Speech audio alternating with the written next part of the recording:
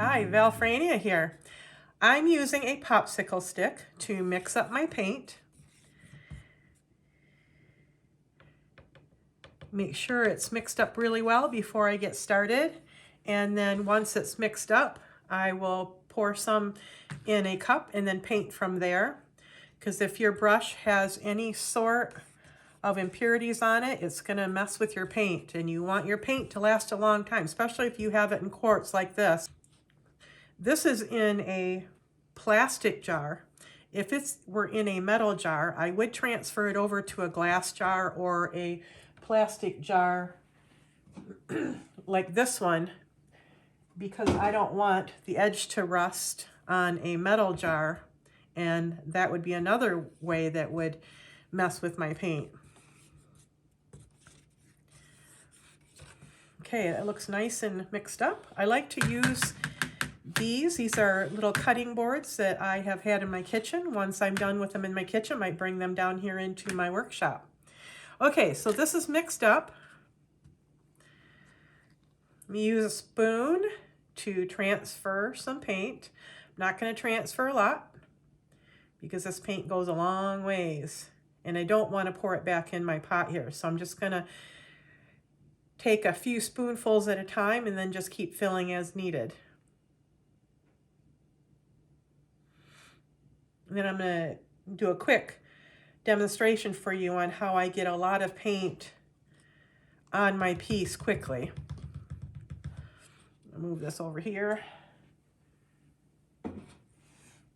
out of the way. I've got a couple brushes here that I'm going to use to get this paint on this buffet top real quickly. I'm just going to get it on there. Worry about method later. Just going to get that paint on there. These kind of brushes most people use for wax. I use them a lot for painting because I want to cover a lot of area quickly. So I'm just going to get that first coat on there.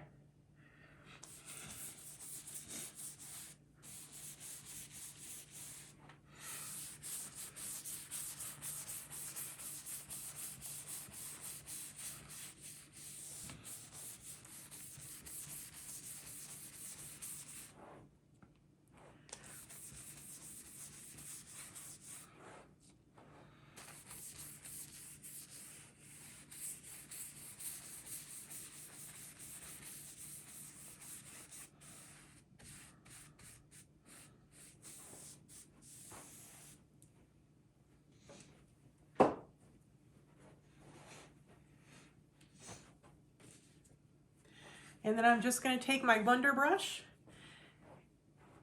and I'm going to very lightly just run my brush over what I just painted.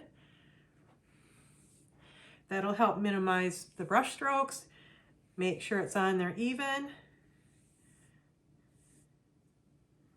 And I have my first coat on. And I saved a whole lot of time.